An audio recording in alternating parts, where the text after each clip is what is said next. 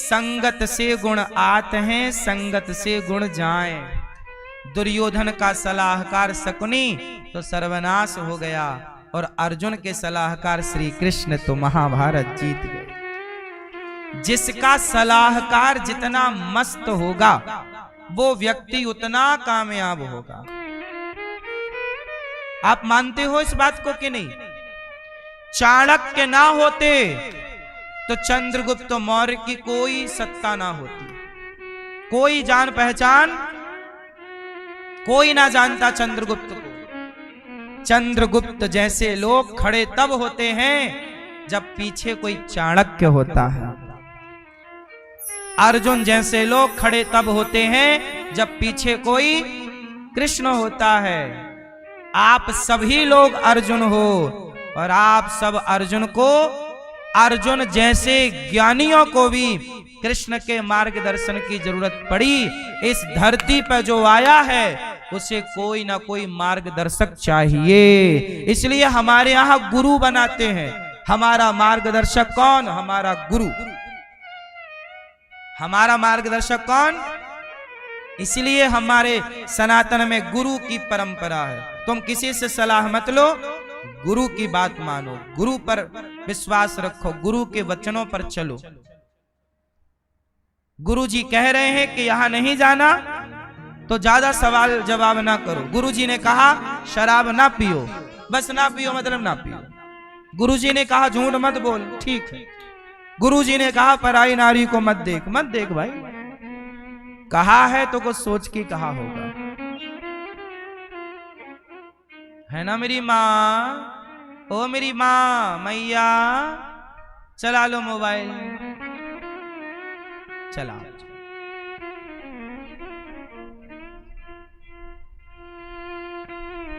तो भगवान के अवतार 24 हैं। महाभारत का युद्ध हुआ। महाभारत के युद्ध में कौरव पांडवों की लड़ाई हुई। अच्छा एक बात बताओ, भारत में सबसे ज्यादा झगड़ा किसका है? भारत में अदालतों में, कोर्ट कचहरी में सबसे ज्यादा झगड़ा किस बात का चल रहा है अदालतों में? हैं? हाँ, जमीनों का, भाई भाई का, बंटवारे का। और इसी झगड़े से महाभारत हुआ। महाभारत भी जमीनी विवाद से हुआ। पांडव कह रहे हैं कि हमारा गांव हमें दे दो, 5 गांव दे दो। दुर्योधन बोला सुई की नोक बराबर नहीं देंगे। भगवान बोले दे दो यार, लड़ो मत, लड़ाई भड़ाई अच्छी नहीं होती, प्यार मोहब्बत से रहो। तुम भी खाओ हम भी खाएं, तुम भी हंसो हम भी हंसें, तुम भी जियो हम भी, काहे लड़ना आपस में? दुर्योधन बोला नहीं, युद्ध करो और ले लो।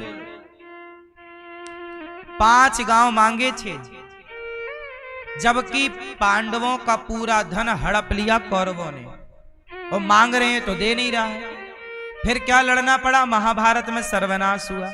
एक बात बताएं, हमारी सरकारें, अच्छा जमीनों का झगड़ा क्यों है? उत्तर दो। भारत में जमीनों का झगड़ा क्यों है? क्योंकि सरकार की जो पॉलिसी है ना वो सही नहीं है। भाई सरकार को इतनी सख्त पॉलिसी बनानी चाहिए, इतना प्रॉपर दस्तावेज बनाना चाहिए। अब हमारे यहां आपने देखा होगा, आपने रजिस्ट्री करा ली, ठीक है, रजिस्ट्री कराने के बाद आपको नामांतरण कराना पड़ता है, उसका पैसा अलग से दो।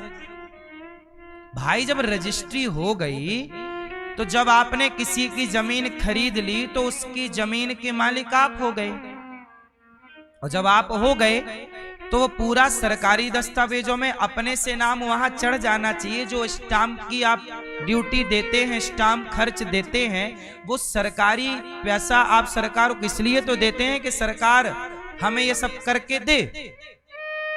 अब आजकल रजिस्ट्रियां होने के बाद पता चलता है कि ये जमीन तो फर्जी है। ये जमीन, एक जमीन को, एक प्लॉट को 4-4 लोगों को बेच देता है एक बेईमान। एक बेईमान है, वो एक प्लॉट को, उसी प्लॉट को आपको भी रजिस्ट्री कर दिया, फिर दूसरे ग्राहक को बेच दिया, तीसरे को बेच दिया, 4 से पैसा लेके भाग गया और तुम 4-1 में लड़ते रहो। 10-10 साल केस चलता है। अब बताओ, मुझे एक बात बताओ, एक ही प्लॉट की 4 बार रजिस्ट्री की किसने? सरकार ने की? बोलो हाँ, सरकार ने की। तो मुझे ये बताइए, क्या सरकार की जिम्मेदारी नहीं है कि वो पूरा लोगों के साथ फ्रॉड ना हो? चलो हमें जानकारी नहीं है तो सरकार भी तो स्टे कर सकती है। एक ही जमीन 4 लोगों को बिक रही है और एक ही व्यक्ति 4 लोगों को रजिस्ट्री, वहां तो पकड़ा जा सकता है कि एक ही व्यक्ति एक ही जमीन की 4 जगह रजिस्ट्री। सॉफ्टवेयर इतने अपडेट क्यों नहीं है कि वो तुरंत शो कर दे कि भाई, वो रेड सिग्नल दिखा दे कि भाई ये कुछ गलत चल रहा है, यहाँ वहीं रोक दिया जा, वहीं पकड़ लिया जा उसका फ्रॉड। यदि पकड़ लिया जाए तो किसी के साथ, अब कई लोग क्या होते हैं ना मेरी माँ, सारी जिंदगी कमाते हैं पैसा और 20-25 लाख रुपया इकट्ठा करते हैं और वो लेते हैं एक घर, और पता चला कि वो जो घर लिया वो घर हो गया फर्जी, वो ले गया पैसा। अब सारी जिंदगी में आदमी ने 30 लाख कमाया, लेके चला गया। सरकार को क्या है, सरकार को तो अपना स्टाम्प मिल रहा है। सरकार बोल रही हमें तो मिल रहा है, आप मरो जियो, हमें क्या करना। इसका मतलब है कि सरकार खुद नहीं चाहती कि जमीनों की ये धोखाधड़ी रुके। यदि सरकार चाह ले तो आज के सॉफ्टवेयरों के जमाने में क्या मजाल के कोई गलत हो जाए किसी के साथ एक रत्ती। मतलब सरकार खुद चाहती है ना कि गलत हो, गलत होगा तो क्या होगा, फिर आप जाओगे कोर्ट, तो कोर्ट में फिर वकील करोगे तो वकील को चाहिए, फिर जज को। भाई अपराध नहीं होंगे तो कोर्ट कचहरी खाली नहीं हो जाएगी। तो सरकार कुछ अपराध भी बनाए रखना चाहती है कि अपराध भी कुछ बने रहे। ये बात सही आप लोगों को लगता है कि नहीं? हम तो आम जनता हैं, हमें पता है कि सब ठीक हो सकता है, बोलो हाँ, लेकिन सिस्टम करना ही नहीं चाहता। वो ऊपर से खुद लोग चाहते हैं कि बेईमानी चलती रहे, वरना सही चाहें। बहुत सारे देश ऐसे हैं मेरी माँ, मैं दुनिया घूमा, बहुत देश ऐसे हैं जहां प्लॉटों का, घरों का जो फ्रॉड है वो 0 है, प्रॉपर्टी का फ्रॉड 0 है। बहुत सारे देश की पॉलिसी इतनी सख्त है कि आप फ्रॉड कर ही नहीं सकते, और ये वहां 20 साल पहले से अप्लाई है चीजें। और भारत आज 2025 में भी एक प्लॉट 4 लोगों को बिक रहा है।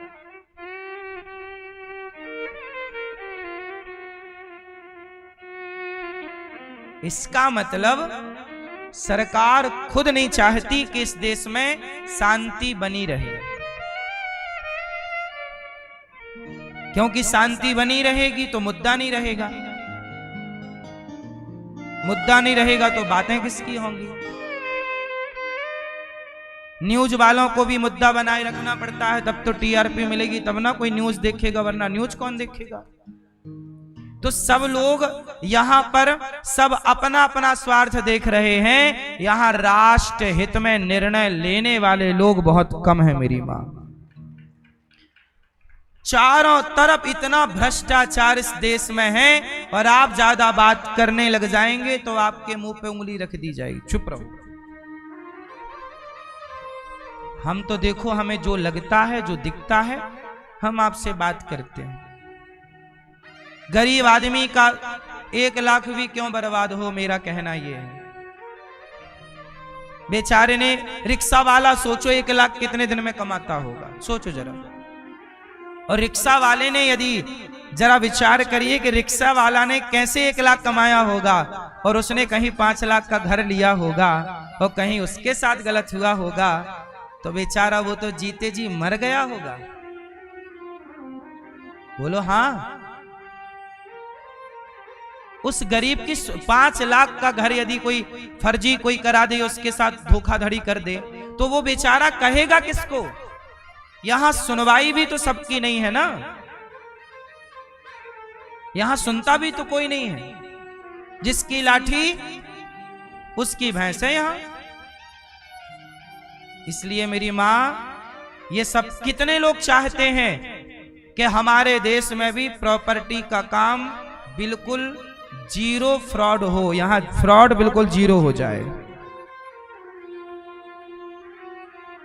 ताकि आप भारत के किसी भी कोने में जमीन खरीदो या बेचो, ना बेचने में फ्रॉड हो ना तो खरीदने में, और सरकार उचित एक कीमत रख दे कि भाई ये सिस्टम है।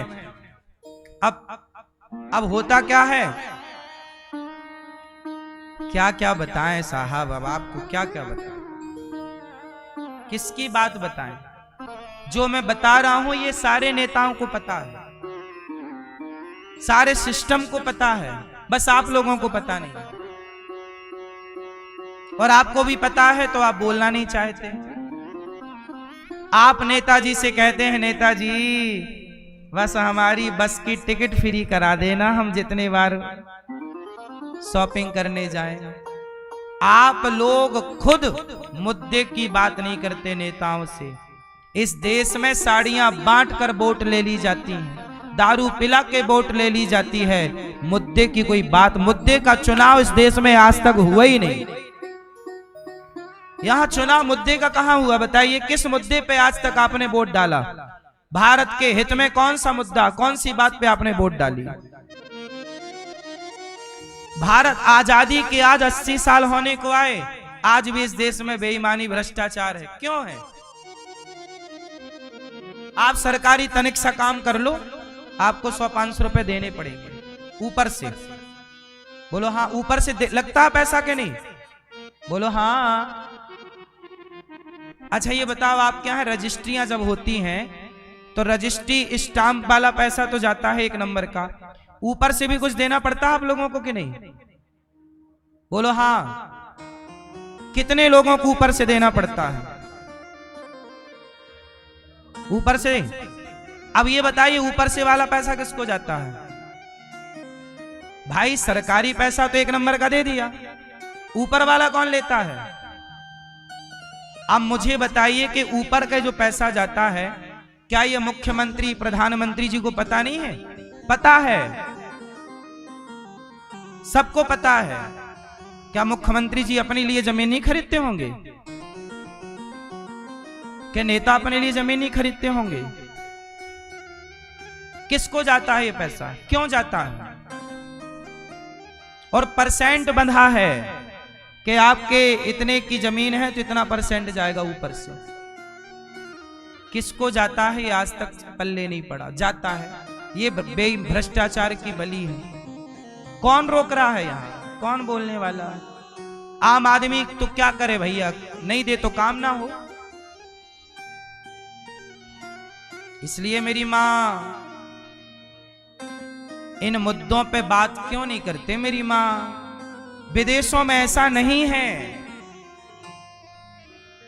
विदेशों में ऐसा, इसलिए भारत से अमेरिका 100 साल आगे है।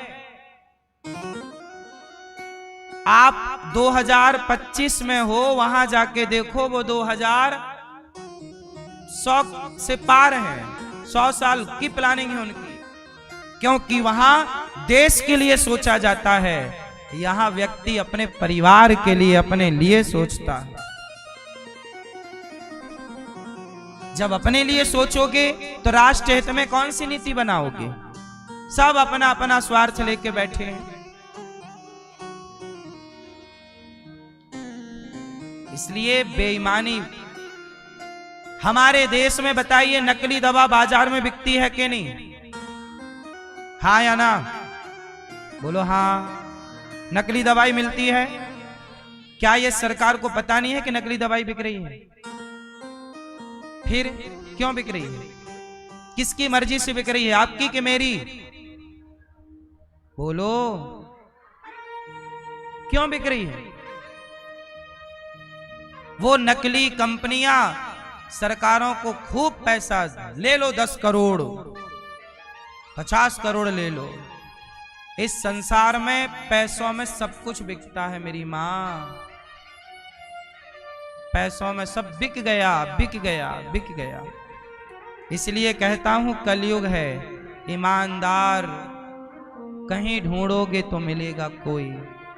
भगवान सबको सद्बुद्धि दें। और मैं यही कहता हूं कि जितना भी भ्रष्टाचार हो रहा है, ये भारत माता के साथ आप गद्दारी कर रहे हैं, जो कर रहे हैं। इसलिए अपने वतन, अपने राष्ट्र के साथ गद्दारी करनी चाहिए। अरे मैं रहूं, देखो आज मैं हूं, कल मैं नहीं रहूंगा, लेकिन जब मैं नहीं रहूंगा तब भी भारत रहेगा। इसलिए व्यवस्थाएं ऐसी बनाओ कि मेरे न रहने पर भी, मेरे ना रहने पर भी मेरे भारत में खुशहाली बनी रहे, मेरा देश समृद्धवान बना रहे, मेरा देश सदा आगे बढ़ता रहे। तब होगा जब आप देश के लिए सोचेंगे, देश के लिए नीतियां रणनीतियां बनाएंगे। ऐसे अपना अपना पेट तो सब भर ही रहे हैं।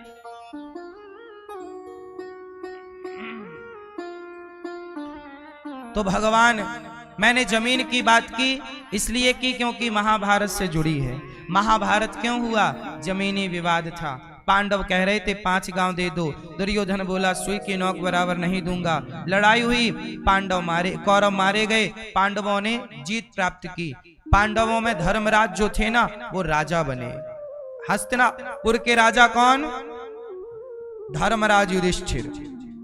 जब राजा बने तो क्या हुआ कि वहां पर ना दुर्योधन पड़ा हुआ था। दुर्योधन मरा नहीं था, उसकी जांघ टूटी थी। भीम भैया ने गदा मार मार के दुर्योधन की जांघ तोड़ दी। वो पड़ा था सरोवर के किनारे। जब पड़ा था तो वहां उससे मिलने रात को ना अश्वत्थामा जी आए, गुरु द्रोणाचार्य के पुत्र।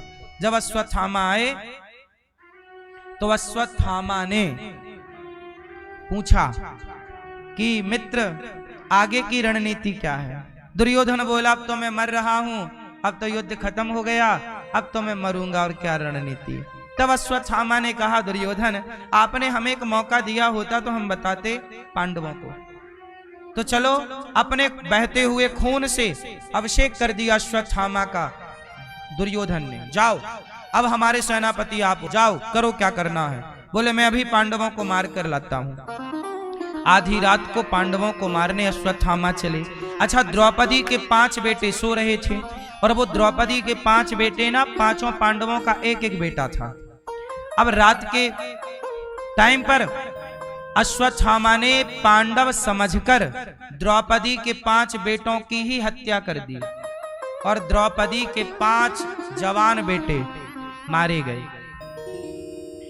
द्रौपदी के 5 बच्चों का सिर काट कर ले गया दुर्योधन। देखो मित्र, मैंने पांडवों को मार दिया। दुर्योधन ने देखा, अरे ये तो सही पांडव हैं। एक काम करो, भीम का जरा सिर लाओ। भीम का सिर लिया और दबाया तो आराम से दब गया।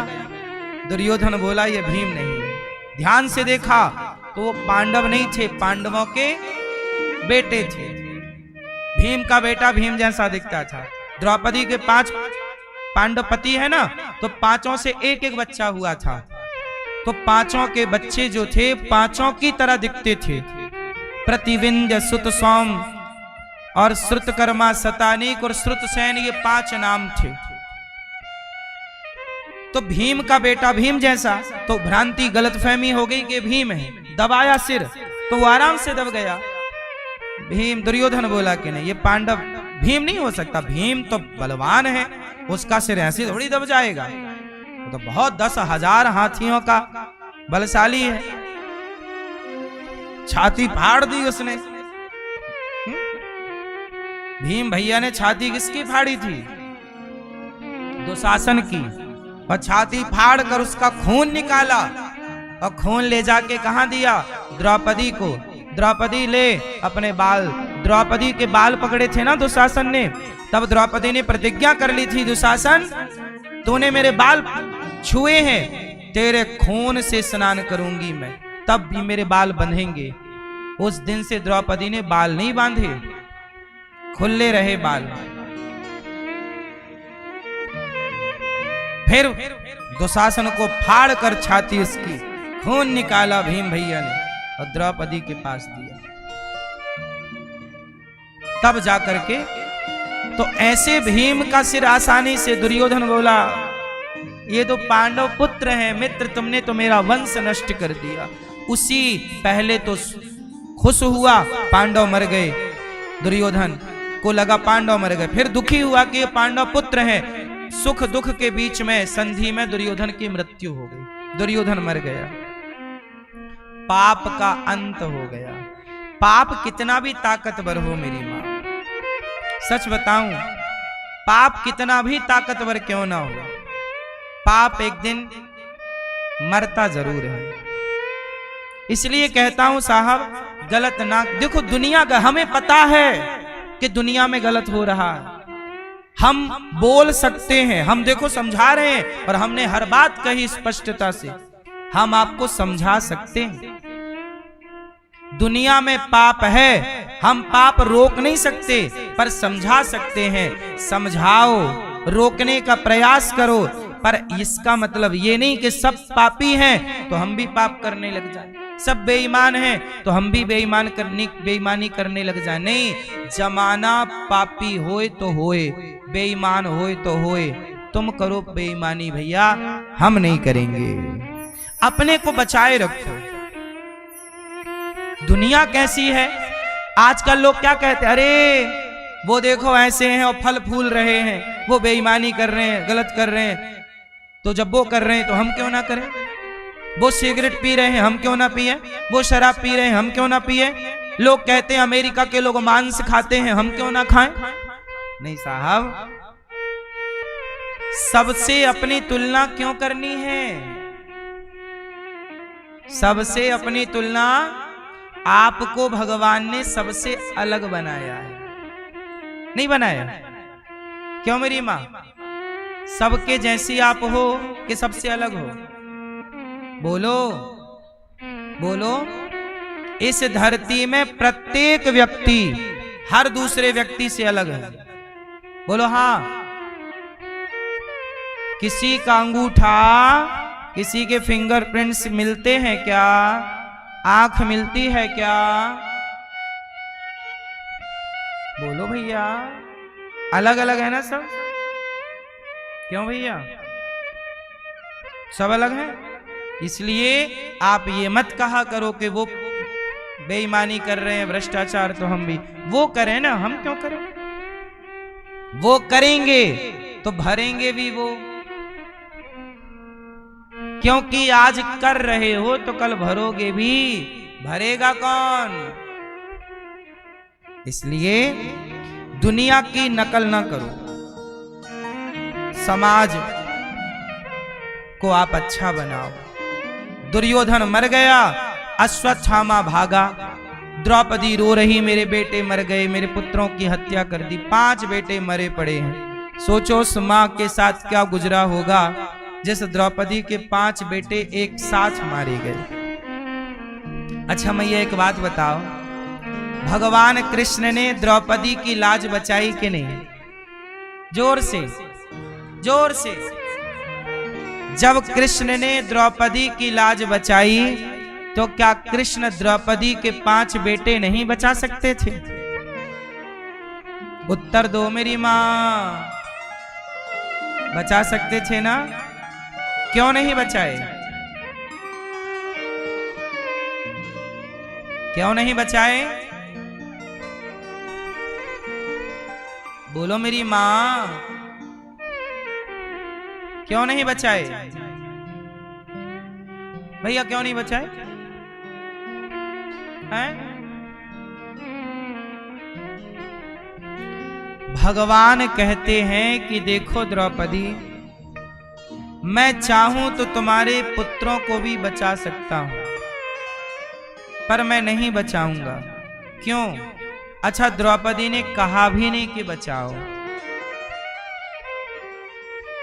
क्यों?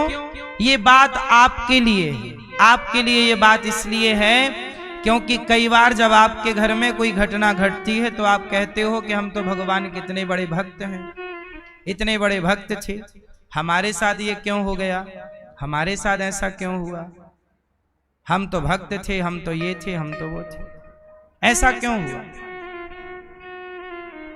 तब कहा कि देखो, होनी इस संसार में होनी बनाई किसने है, ये सिस्टम बनाया किसने है, भगवान ने। और जो ईश्वर ने बनाया है तो ईश्वर बनाए अपने विधान को स्वयं ही पालन नहीं करेंगे तो कौन करेगा। इसलिए भगवान ने कहा कि द्रौपदी, इनकी उम्र इतनी ही थी, इनकी आयु इतनी ही थी, इससे ज्यादा नहीं थी। अब लो भैया, द्रौपदी कहती है अश्वत्थामा को पकड़ो। अश्वत्थामा को पकड़ा गया, सामने खड़ा किया गया। द्रौपदी से पूछा गया, ये खड़ा अश्वत्थामा, बोल क्या करूं, तेरे 5 बेटों को इसने मारा, अब बताओ क्या करें। तब कहा, छोड़ दो इसे। क्यों द्रौपदी, माँ है ना, और माँ भला किसी को क्यों मारे, किसी का बुरा क्यों चाहे। जो किसी का बुरा चाहे वो माँ हो ही नहीं सकती। माँ जो है ना वो किसी का बुरा नहीं चाहती। तो कितनी अच्छी है, तू कितनी भोली है, प्यारी प्यारी है ओ माँ, ओ माँ, ओ माँ, प्यारी माँ, तू कितनी अच्छी है, तू कितनी भोली है, प्यारी प्यारी है ओ माँ, ओ माँ, ओ माँ, प्यारी माँ। ये जो दुनिया है ये वन है कांटों का, तो फुलवारी है ओ माँ, ओ माँ, ओ माँ, प्यारी माँ।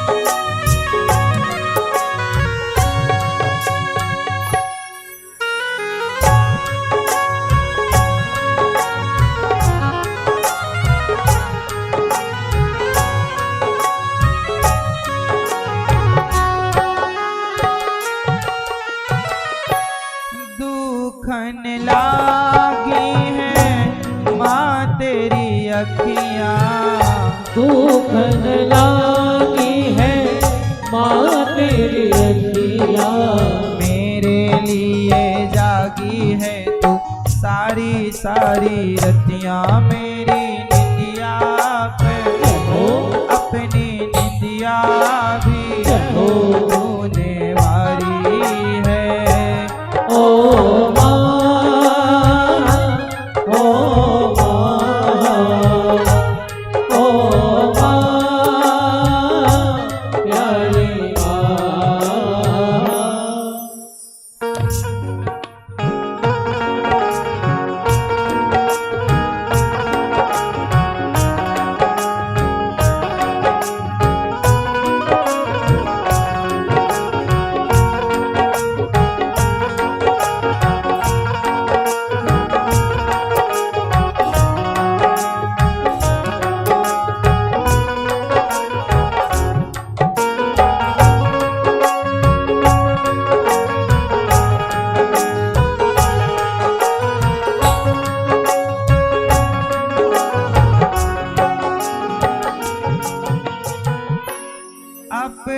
नहीं तुझे सुख दुख कोई, अपना नहीं तुझे सुख दुख कोई। अपना माँ का अपना कौन? बच्चा। उस बच्चे के लिए बेचारी हंसती है, रोती है, अपना सारा सुख दुख भूल जाती है।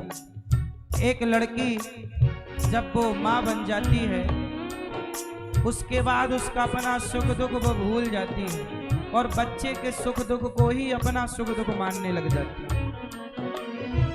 इतना समर्पण जितना माँ के अंदर है, इस धरती पे और कहीं देखने को बहुत जल्दी मिलता नहीं है।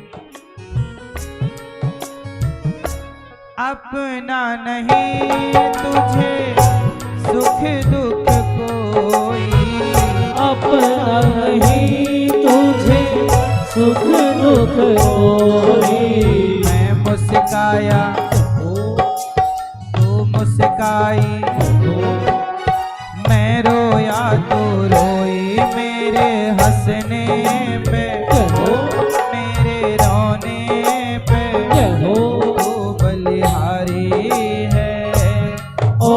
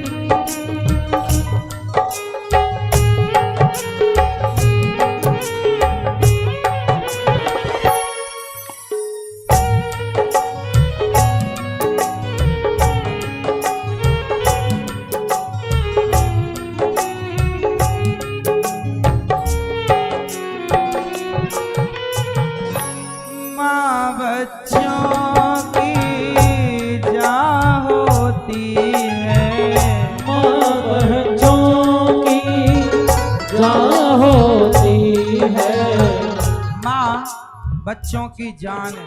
इसलिए कहता हूं कि कभी माँ की भी आरती उतारा करो, माँ की भी पूजा किया करो। भगवान ज्यादा प्रसन्न होंगे तब जब आप अपनी माँ को प्रसन्न रखोगे। हो लेके पूजा की थाली, जोत मन की जगाली, तेरी आरती उतारूं भोली माँ।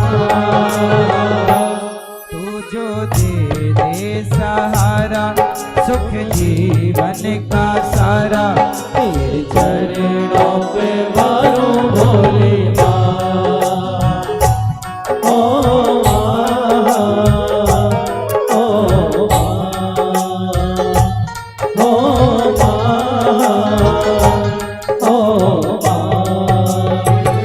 ओ लेके पूजा की थाली, जोत मन की जगाली, तेरी आरती उतारूं भोली माँ। तू जो दे दे सहारा, सुख जीवन का सारा, तेरे चरणों में वारूं भोली माँ। ओ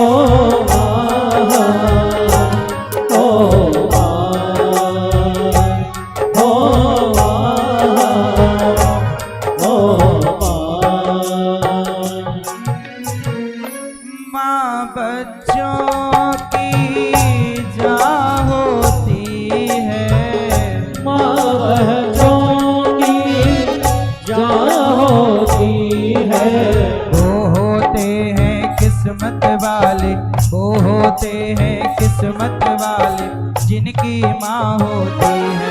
कितनी सुंदर है, कितनी शीतल है, प्यारी प्यारी है। ओ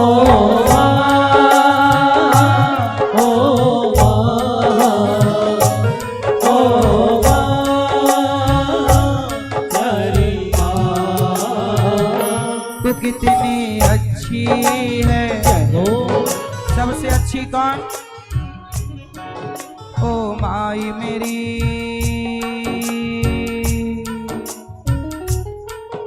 ओ माई मेरी क्या फिक्र तुझे, क्यों आँख से दरिया बहता है। तू कहती थी तेरा चांद हूँ मैं, और चांद हमेशा रहता है। तेरी मिट्टी में मिल जावा, गुल बन के मैं खिल जावा, इतनी सी है दिल की आरज़ू। तेरी नदियों में बह जावा, तेरे खेतों में लहरावा, इतनी सी है दिल की आरज़ू। ओ माँ, ओ माँ, ओ माँ, प्यारी माँ। तू कितनी अच्छी है, हो तू कितनी भोली है, जय हो प्यारी प्यारी है। ओ माँ, ओ माँ, ओ माँ, प्यारी माँ।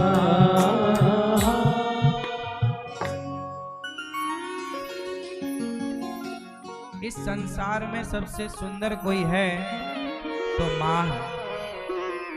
इस संसार की सबसे सुंदर मिठाई है तो माँ का दूध है।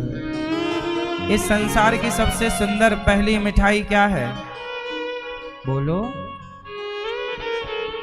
कौन सी मिठाई खाई थी पहले? माँ का दूध ही अमृत है। वही भोजन, वही पानी। बोलो हाँ। इस संसार का सबसे अच्छा गद्दा कौन सा है? माँ की गोद। सबसे अच्छा तकिया?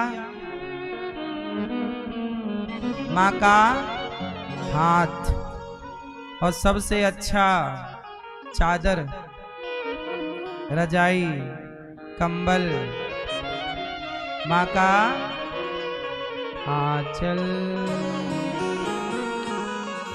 इसलिए कहता हूं, अपनी माँ को भगवान से कम मत समझा करो।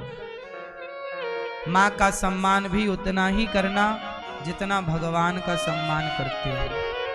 क्योंकि जब भगवान आपको मिलेंगे तो उनकी शकल वैसी ही होगी जैसी माँ की शकल है, माँ की सूरत है। भगवान और माँ, इन दोनों की सूरत में कोई अंतर नहीं। इसलिए समय थोड़ा माँ के चरणों में समय निकालकर चरणों में बैठा करो, माँ के पांव दबाया करो। माँ आज क्या खाओगी, आज आपके लिए क्या बनाए, कैसी है तबीयत, कैसा है स्वास्थ्य, पूछो। पिता से पूछो, बाप का भी ख्याल रखो। संसार है, हर रिश्ते को निभाना है। और मैं आपको एक बात बताऊं, रिश्ते बेहतर बनाने हैं। आप में से कितने लोग बिंदास रिश्ते जीना चाहते हैं? हर रिश्ते में 100 नंबर चाहते हैं। कितने लोग हर रिश्ते में 100 नंबर चाहते हैं? चाहते हो तो सुनो, यदि हर रिश्ते में 100 नंबर चाहते हो और खुश रहना चाहते हो तो आप बस हर रिश्ते को बैलेंस करके चलिए और आप चुप रहा करिए। मैंने रिश्तों का अध्ययन किया। जब मैंने रिश्तों का अध्ययन किया, स्टडी की, समझा, तो मैंने पाया कि सुनना अच्छा है। आज के युग में आपकी सलाह कोई नहीं लेना चाहता। ना तो आपका पति, ना तो पत्नी, ना तो बेटा, ना तो बाप, ना माँ, ना रिश्तेदार। आज के युग में आपकी सलाह कोई नहीं लेना चाहता, सब आपको सलाह देना चाहते हैं। मेरी सुनो, मुझे सुनाओ ना। इसलिए आपसे मैं कहूं कि चुप रहो। सलाह उसे दो जो सलाह मांगे, बिना मांगे ज्ञान नहीं देना चाहिए, क्योंकि फ्री में मिल जाए तो उसकी कदर नहीं करता। इसलिए आपसे मैं रिश्तों के बारे में यदि बात करूं तो मेरा अध्ययन कहता है कि आप चुप रहिए, और जब तक आपको बोलने का सही अवसर नजर ना आए, सही मौका ना दिखे, तब तक बोलो मत। कहां बोलना है, कहां चुप रहना है, ये भी बहुत बड़ी समझदारी है। गलत जगह पर बोल दोगे तो लड़ाई हो जाएगी, और गलत जगह पर चुप रहोगे तो लड़ाई होगी। जहां बोलने की जरूरत है वहां बोलना जरूरी है, पर कितना सुव्यवस्थित, किन शब्दों का चयन, किन शब्दों का प्रयोग, और जहां चुप रहना है वहां कितनी देर चुप रहना है, ये थोड़ा विचार का विषय है। गलत टाइमिंग पर आप बोल पड़ते हैं, वो गलत हो जाता है। बोलो हाँ। और ये क्यों होता है? क्योंकि आपके पास तनिक धैर्य नहीं है।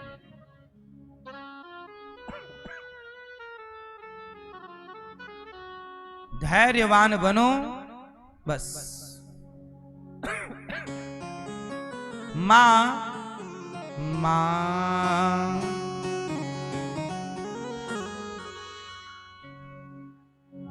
कहते हैं ना,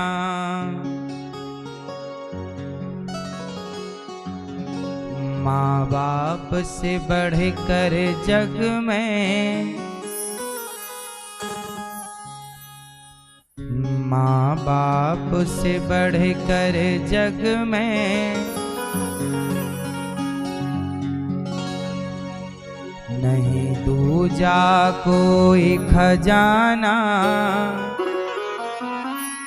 जिसने तुझे जन्म दिया रे, दिल उसका नहीं दुखाना।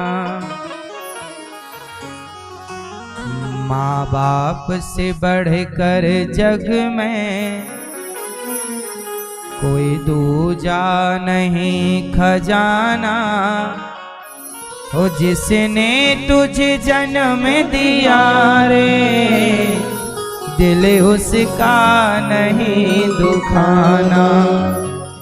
ओ जिसने तुझे जन्म दिया रे, दिल उसका नहीं दुखाना। तो आप अपने माँ बाप का दिल तो नहीं दुखाते हैं? और सास ससुर का क्यों? आपके सास ससुर हैं, दिल दुखाते हो उनका, सेवा करते हो? जिसने तुझे जन्म दिया रे, दिल उसका नहीं दुखाना। माँ बाप का दिल कभी नहीं दुखाओ। और माँ बाप किस रूप में है? माँ बाप के रूप में भी है, और सास ससुर के रूप में भी है। और आप देखो यहाँ जितने बूढ़े लोग बैठे हैं ना, ये सब माँ बाप ही हैं हमारे। हम ये क्यों कहें कि ये हमारा पिता है, ये हमारी माँ है? नहीं, भारत का नहीं, धरती का प्रत्येक बुजुर्ग हमारा पिता है, और हर बुजुर्ग नारी हमारी माँ है। हम इस विराटता को क्यों ना स्वीकार करें, इस बड़े विचार को क्यों ना स्वीकार करें? क्यों?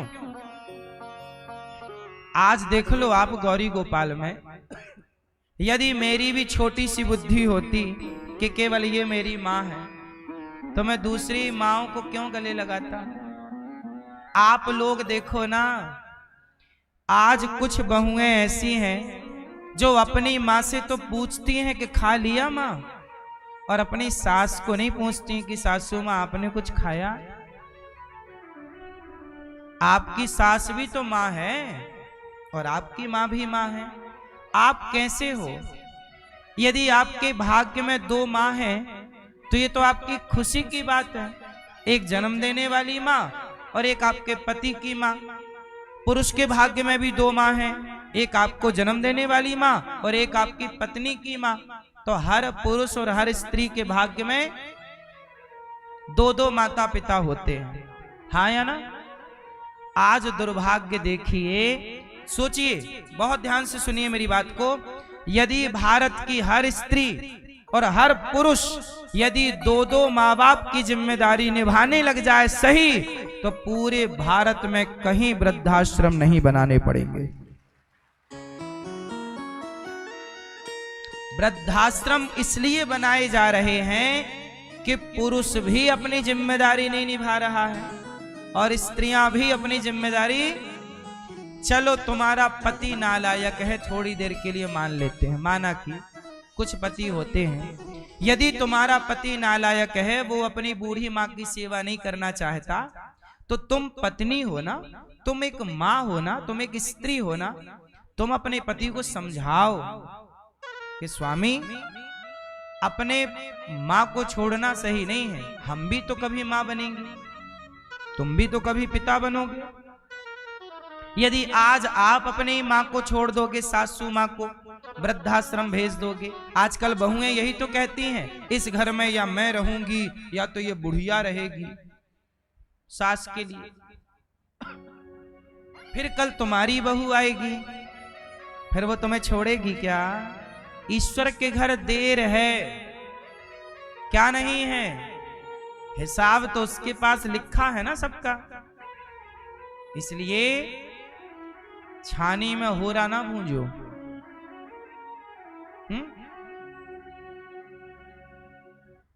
छानी में क्या ना भूंजो, होरा। कहावत है, सीधे सीधे चलो, ईश्वर की व्यवस्थाओं को ना बिगाड़ो। अच्छा बताओ, भारत की हर लड़की अपने दो माँ बाप को स्वीकार कर ले, एक सास ससुर रूपी माँ बाप को और एक जन्म देने वाले माँ, और लड़का भी अपने माँ बाप को। अब जैसे किसी किसी के ना लड़का नहीं होता, दो दो लड़कियां होती हैं, तो जब लड़कियां हैं तो फिर लड़की दामाद ही तो सेवा करेंगे ना अपने सास ससुर का। लड़का के लिए सास ससुर होगा और लड़की के लिए उसके माँ बाप है। भाई किसी का बेटा नहीं है तो माँ बाप की सेवा कौन करेगा? बेटी करेगी, सीधी बात है। तो हर लड़की अपने दो माँ बाप स्वीकार करे और हर लड़का स्वीकार करे, तो बताइए इस ढंग से कोई वृद्धाश्रम होगा? बोलो मेरी माँ, कोई वृद्धाश्रम बनाना पड़ेगा दादाजी? नहीं ना। आजकल के लोग ना काम चोर हो गए, जिम्मेदारियों से भाग रहे हैं। नहीं, हम माँ बाप की सेवा नहीं करेंगे, कौन करेगा फिर? माँ बाप से तेल मालिश ले ली, माँ बाप से सेवा ले ली, माँ बाप के पैसों में पढ़ लिख के नाम कमा लिया और सेवा करने का टाइम आया भाग गए। इन्हें इसी को कहते हैं नमक हरामी। कुत्ता जिस मालिक की रोटी खाता है, रात भर चौकीदारी करता है उस घर की। कुत्ते को पता है कि मैंने इस घर की रोटियां खाई हैं। कुत्ता भी ईमानदार होता है, बोलो हाँ। लेकिन आज का इंसान उस कुत्ते से ज्यादा बड़ा वाला कुत्ता हो गया है, गद्दार हो गया है। सही है कि गलत है? कुत्ता एक रोटी खाएगा ना तो पूंछ हिला के तुम्हारी चौकीदारी करता है। और आजकल के बच्चे माँ बाप की संपत्ति भी ले लेते हैं और फिर भी दो रोटी सम्मान से नहीं देते। इससे बड़ी बेईमानी गद्दारी हो सकती है नमक हरामी? क्यों भैया, हो सकती है?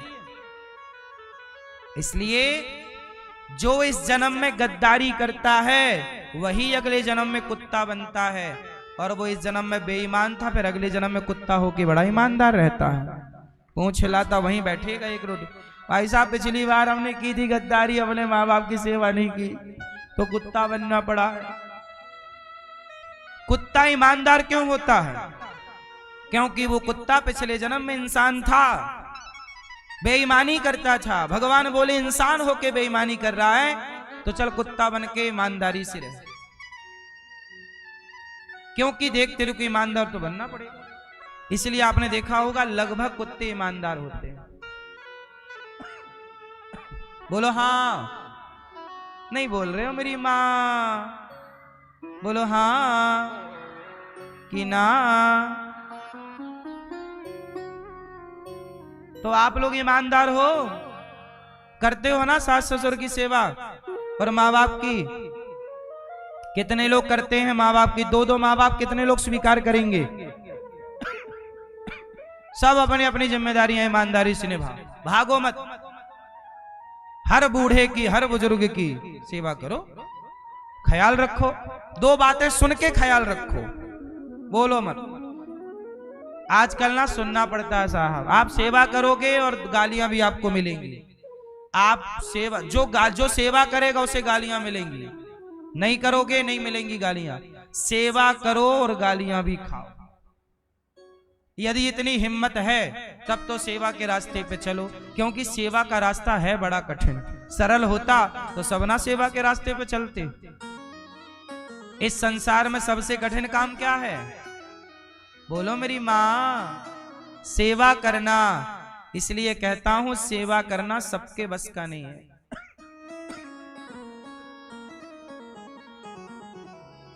सेवा करने वाले को सुनना भी पड़ता है। जो बहू जितने प्रेम से सेवा करती होगी, समय से भोजन बना बना के देती होगी, उसकी सास उतनी ही शिकायत करती होगी बहू की। अरे बहू तो खाना तक नहीं देती, जबकि दे रही है। और जिनकी बहुएं बिल्कुल नहीं दे रही हैं, चल वो सासें बेचारी चुप हैं, वो कुछ नहीं कह रही है, क्योंकि वो कुछ कर ही नहीं रही है बहू। और जिनकी कर रही हैं वो सासें शिकायत भी कर रही हैं। बुजुर्गों की आदत हो जाती है, चिड़चिड़ा स्वभाव हो जाता है। वो जिससे पाते हैं उन्हीं से और उम्मीदें करने लग जाते हैं। इसलिए वो शिकायत भी उन्हीं की करते हैं और उन्हीं से कहते हैं। इसलिए कहता हूं आप भलाई के रास्ते पे जब चलो तो बस चलते रहो। लोग क्या कहेंगे, कानों पे हाथ रख के चलना। यदि कान खोल के चलोगे तो सेवा ना कर पाओगे। कान बंद कर लो, लोग क्या कहते हैं, क्योंकि लोग आज कुछ कहेंगे कल कुछ कहेंगे। आज आपकी बुराई करेंगे, कल आपकी प्रशंसा करेंगे। अरे अच्छा है, अच्छी है। दुनिया दुनिया दुनिया है।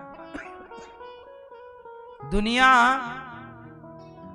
सही बात जानने की कोशिश। अच्छा एक बार बताओ, सीता मां को गलत किसने कहा? एक धोबी ने। और एक धोबी के कारण सारी अयोध्या की लगभग कुछ लोग, अधिकांश लोग कहने लग गए हाँ जी सीता गलत है। अरे एक ने कहा था और सब कहने लग गए। आज यही तो है, एक बात कोई कह दे सब लोग कह हाँ हाँ हाँ, जबकि सही जान कोई नहीं रहा है और ना सही जानने की कोई कोशिश कर रहा है और बस गलत कहे जा रहे हैं। सीता मां को भी गलत कह दिया। दुनिया कहती है, दुनिया तब भी कहती है जब आप जिंदा हैं, दुनिया तब भी कहेगी जब आप मर जाओगे। इसका उदाहरण मैं आपको दे चुका हूं, प्रत्यक्ष आज का एक 2025 का उदाहरण दे चुका हूं मैं। हरियाणा में यह घटना जहां की हो, शायद हरियाणा की है, कन्फर्म आप कीजिएगा। एक पिता और एक बेटी घर में रहा करते थे। बेटी एकेडमी चलाती थी, कोचिंग देती थी, बच्चों को पढ़ाती थी। कुछ उसके पास गुण था, वो टेनिस वगैरह खेलती थी, तो लड़की टेनिस सिखाती थी लड़का लड़कियों को, और वो अच्छा कमाती थी, 70-80 हजार महीना। तो लड़की का बाप जब गली से गुजरता तो लोग कहते चौराहे पर बैठकर, अरे ये तो अपनी बेटी की कमाई खाता है। एक बाप को लोगों ने ताने क्या मारा कि ये तो अपने बाप की, ये तो अपनी बेटी की कमाई खाता। अच्छा बेटी कुंवारी थी, बाप ने पढ़ाया लिखाया, टैलेंट दिया, बेटी अपना कमा रही है, वो कमा के कहां देगी? अपने बाप को देगी। कुछ अपने पास भी रखते हो सकता है उसका बाप ना भी लेता रहा हो, लेकिन दुनिया को तो कहना है। चौराहे पे बैठे लोग क्या बोले, अरे ये तो अपने बेटी की कमाई खाता है। सुनते सुनते कई महीने हो गए, तो उसने अपनी बेटी को बोला, बेटी तू ये एकेडमी बंद कर दे, ये बंद कर दे, सिखाना पढ़ाना चल। सब लोग कहते हैं कि मैं तेरी कमाई खाता हूं, तू कमाती है। उसने समझाया बेटी ने, पिताजी आप मत बोला करो, कुछ मत कहा करो, ठीक चल रहा है, हम देखो इतना पढ़े हैं, हम नहीं पढ़ाएंगे तो कैसे ये गुण आगे बढ़ेगा, टैलेंट। बेटी को समझाया, बेटी बोली मैं तो नहीं छोड़ती ये काम, मैं पैसा कमा रही हूं, पांव पे खड़ी हो रही हूं, मेरे लिए तो सही है, कल को मुझे कुछ गलत हो गया मेरे साथ तो मैं अपना रोटी तो कमा के खा सकती हूँ। बाप ने बोला कि नहीं बेटी तू मत कमा, तू ये बंद कर। बेटी नहीं मानी तो बाप निकाला बंदूक और बेटी को मार दिया, बेटी मर गई। ये न्यूज थी, आपने सुनी होगी। अब बेटी मर गई, अब बेटी मर गई, फिर बाप निकला उसी गली से, तो लोग क्या, अरे राम राम इसने तो अपनी बेटी मार डाली। दुनिया तब भी आपको दोषी मान रही थी और दुनिया अब भी आपको दोषी मान रही थी। आप दुनिया को खुश करना चाहेंगे तो आपके 100 जन्म लग जाएंगे, दुनिया आपसे खुश ना होगी। इसलिए दुनिया क्या कहती है उसके चक्कर में पड़े बिना मस्ती से अपनी जिंदगी जिया करो। लोग क्या कहते हैं परवाह ना किया करो। अब वो चला गया बाप बेटी को गोली मार के जेल, और जब जेल गया तो लोग उसी चौराहे पर वही लोग बैठे फिर बोल रहे राम राम कितना निर्दयी बाप है, बेटी को गोली मार दी इसने। पहले और जो कि गोली मरवाया, अच्छा ये बताओ सच्चा गुनाहगार कौन है उस बेटी की हत्या का? बोलो बोलो। समाज। पर दंड किसे मिला, जेल किसे हुई? बाप को। और दोषी कौन है? बेटी के बाप को हत्या करने के लिए उकसाया किसने? समाज ने उकसाया। बेटी की कमाई खा, क्या जरूरत थी तुम्हें बोलने की? अरे वो अपना खा रहा है भाई, बूढ़ा बाप क्या बेटी की रोटी नहीं खा सकता? क्या दिक्कत है? लेकिन समाज को कोई नहीं बोलता। इसलिए कहता हूं इस दुनिया के चक्कर में काहे पड़े हो? आप लोग भी अपना काम बिगाड़ लेते हो, लोग क्या कहेंगे? लोगों के चक्कर में ना पड़ा करो, मस्ती से इंसानियत का काम किया करो, अच्छा काम करो, सही पर चलो। मेरा फंडा है, जब तक जीऊंगा ईमानदारी से। बेईमानी के लिए कोई फोर्स करे तो बेहतर है मर जाओ। ईमानदारी से जी के ईमानदारी से मरो, पर बेईमानी के चक्कर में हम बेईमान होके जी के क्या करेंगे ये बताओ? हम बेईमान करके हम बेईमानी करें और जिए तो हम जी के पाएंगे क्या? हमें ऐसी जिंदगी चाहिए ही नहीं जो बेईमानी से भरी हो। हमें ईमानदारी के 20 साल चाहिए, 30 साल चाहिए, बहुत है। हमें बेईमानी के 100 साल चाहिए ही नहीं। हमें क्या करना? इसलिए परवाह ना कि ये बात मैंने आपको इसलिए बताई। कई बार आप लोग परेशान हो जाते हो कि लोग क्या कहेंगे, लोग क्या कहते हैं। कहने दो, हाथी चला बाजार, कुत्ते लगे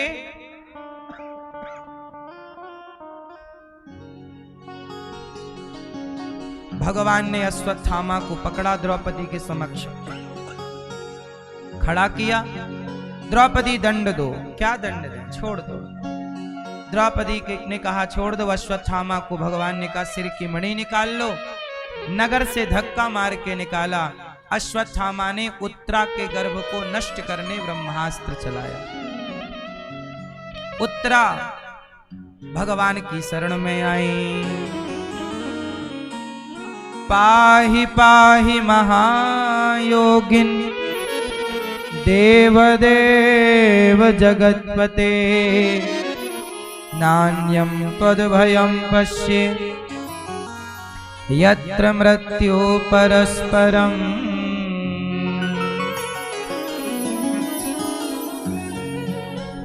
द्रौपदी उत्तरा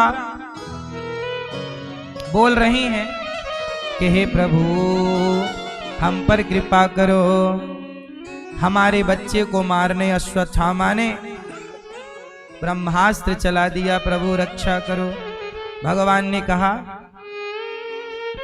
कि आप चिंता ना करो। भगवान ने उत्तरा के गर्भ में जाकर के और उत्तरा के गर्भ को बचाया।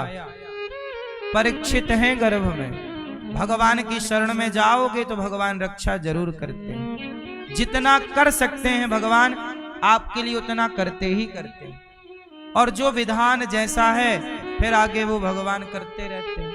इसलिए हम आपसे कहते हैं कि जो हो रहा है उस हर परिस्थिति में ईश्वर की कृपा का अनुभव करना चाहिए। आज उत्तरा के गर्भ को भगवान ने बचाया। कुंती बुआ बोली, कृष्णाय वासुदेवाय देवकी नंदनाय च नंद गोप कुमाराय गोविंदाय नमो नमः। नमः पंकजनाभाय नमः पंकजमालिने नमः पंकजनेत्राय नमस्ते पंकजांग्रये। आज कुंती बुआ ने भगवान से कहा, हे श्याम सुंदर, आज मैं आपसे कुछ चाहती हूं, मांगना। हाँ बुआ, बुआ मांगो मांगो। कुंती बुआ ने आज तक भगवान से कुछ नहीं चाहा, आज पहली बार कही रही है मैया मांग रही है। क्या? मांग लो बुआ।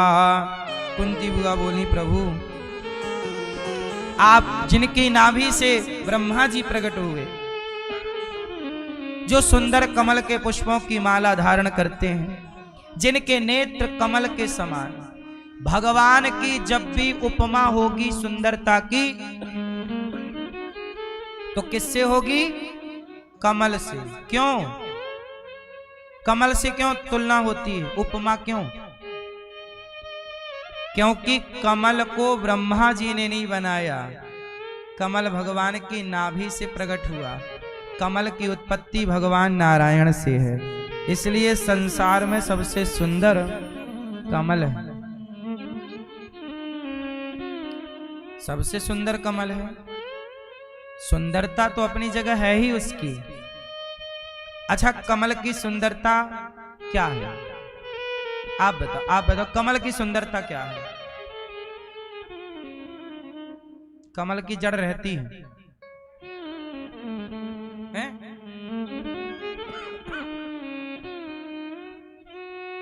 मैया, कमल की सुंदरता है कि पानी में रहता है पर पानी की एक भी बूंद अपने पास नहीं रखता। कीचड़ में है, कीचड़ की बूंद डालो निकाल देगा, एक बूंद अपने पास। बोलो ठहरता पानी उसमें या कोई कीचड़ वगैरह है? पानी में पर पानी की एक भी बूंद उसे प्रभावित। ऐसे ही भगवान कहते हैं कि जो जगत में है पर जगत का प्रभाव उसमें नहीं है, वो मेरा कमल है, वो मेरा कमल है। जैसे आप जगत में हो पर जगत का प्रभाव आप पर है, आपको ऊपर बूंदें पड़ती है कि नहीं?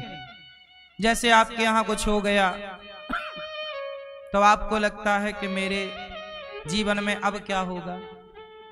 संसार का प्रभाव आपको प्रभावित करता है। आपके घर में कोई घटना घट जाए तो उस घटना से आप प्रभावित हो जाते हैं, और हो जाना ये स्वभाव है। लेकिन भगवान कहते हैं कि जो ज्ञानी है, जो ये जानता है कि मैं सब कुछ करता हूं, भगवान, वो किसी भी घटना से प्रभावित नहीं होता। जो जानता है ना, जैसे आपने सुना होगा वो नानी बाई का मायरा भरने गए ना नरसी जी, नरसी जी का जवान बेटा भगवान के घर चला गया। लोग बोले, नरसी तुम्हारा बेटा देखो चला गया, तुम रो नहीं रहे हो। नरसी रोए नहीं। काहे नहीं रो रहे हो तुम? बोले किसके लिए रोए? बोले बेटे के लिए, देखो बेटा मर गया। नरसी जी बोले ये बताओ ये बेटा आया कहां से था? भगवान के घर से। गया कहां? भगवान के घर। दिया किसने था? भगवान ने। लिया किसने? भगवान ने। तो नरसी जी बोले मैं रोऊं क्यों, मैं भगवान का कीर्तन करूं, राधे कृष्ण राधे कृष्ण। सोचिए इस तरह का हो जाना। यह बताओ नरसी जी कमल है कि नहीं? कि संसार की घटना का उन पर कोई प्रभाव, यही है कमल, कमल का गुण। आप भी कमल बन जाइए, भगवान आपको भी कमल की माला की तरह हृदय में स्थापित कर लेंगे। कुंती बुआ बोली विपदा हम आपसे कुछ मांगेंगी, दोगे? हाँ हाँ मांगो, क्या मांगते हो बुआ, क्या मांगती हो? कुंती बुआ बोली विपदा सन्तु नः शश्वत तत्र तत्र जगद्गुरो भवतो दर्शनम यत्स्यात् आपुनर्भव दर्शनम। विपत्ति, हे प्रभु हमें विपत्ति दीजिए। संपत्ति तो आपने बहुत दे दी, संपत्ति पाके हमें लगने लगा कि कहीं हम आपको इस संपत्ति में भूल ना जाएं, इसलिए प्रभु ये संपत्ति आप वापस ले लो और हम जैसे विपत्ति में पहले थे वही वाली विपत्ति आप हमें दे दो। क्यों? क्योंकि विपत्ति में रहने वाला संपत्ति में रहने लग जाए तो भगवान को भूल जाएगा। हे प्रभु मुझे तो लगता है कि आपकी याद ही सबसे बड़ी संपत्ति है। आप यदि संपत्ति देकर चले गए तो मैं इस संपत्ति का क्या करूंगी जिस संपत्ति में आप ना हो। भगवान को यदि आप संपत्ति पाके भूल गए तो आप घाटे में हैं कि फायदे में? और आप विपत्ति में हैं, आपके जीवन में कष्ट है, लेकिन आप भगवान को याद रोज करते हैं, प्रेम से रोज स्मरण आंसू बहाते हैं। तो बताइए वो विपत्ति संपत्ति है या नहीं? हम भगवान को रोज याद तो करते हैं। जो व्यक्ति नित्य भगवान को याद करता हो, हे नाथ हे श्रीमन नारायण मैं आपको कभी भूलूं नहीं। कल हमने बताया था ना, त्वमेव माता च पिता त्वमेव। रोज भगवान से कहो कि आप हमारे माता पिता हो। हे प्रभु आपके सिवा हमारा कौन? जो रोज भगवान को याद करे वही अमीर है, और जो भगवान को भूल जाए वो क्या है? गरीब है। भगवान ने कहा मां मैं कैसे तुम्हें दुख, कुंती बुआ बोली मुझे विपत्ति दे दो। भगवान बोले मैं कैसे दे दूं, मैं नहीं दे सकता। अच्छा भगवान दुख देते हैं कि नहीं? मैया ओ मेरी मां, भगवान दुख देते हैं कि नहीं? हैं? देते हैं? पीली मैया सो रही हैं, ये वाली मैया। राम राम। हो गई नींद पूरी मेरी माँ? इतनी सावधानी से सो रही थी मैया, कोई पकड़ नहीं पाता। तने की भी हिल थोड़ी रही थी।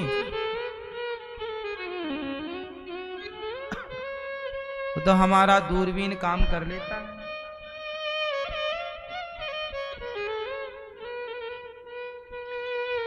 भगवान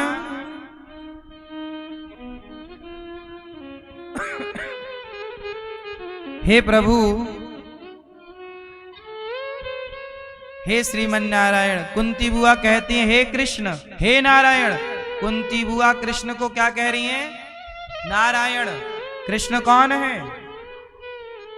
नारायण। हे नारायण, एष वै भगवान साक्षात् आद्यो नारायणः पुमान्।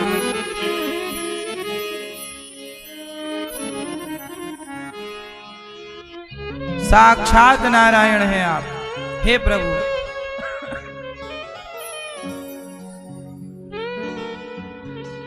आप साक्षात हैं, आप मुझे विपत्ति दो। भगवान बोले बुआ मैं विपत्ति नहीं दूंगा, मैं अपने आप को देता हूं, तुम्हें सौंपता हूं, अमानत तुम्हारी, मुझे ले लो। भगवान कभी किसी को दुख नहीं देते। दुख पाता है प्राणी अपने कर्मों से, और मिथ्या काल ही कर्म ही ईश्वर ही मिथ्या दोष लगाए। व्यक्ति भगवान को मिथ्या दोष लगाता है, पाता है अपने कर्मों से दुख, और गाली किसे देता है? काल। अरे काल ने, कर्म ने, भगवान ने ऐसा कर दिया।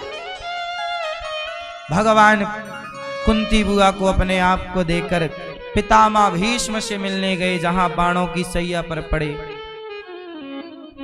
भीष्म पितामह ने कहा, हे प्रभु, अब मृत्यु के समय में अपनी ये बुद्धि आपके चरणों में समर्पित करता हूं। मुझे पता था कि आप जरूर आएंगे। हे प्रभु, पितामह कह रहे हैं, हे प्रभु, आपकी सुंदर सी छवि मेरे हृदय में बसी है। वो छवि जब आप रथ का पहिया लेकर के मेरी ओर दौड़े, पितामह देखो बाणों की सैया पर पड़े हैं, शरीर में दर्द ही दर्द है, लेकिन ऐसे दर्द को सहकर भी वो अपने मन को कंट्रोल करके अपने मन को कृष्ण की स्तुति में लगा रहे हैं, भगवान की याद में लगा रहे हैं। हे प्रभु,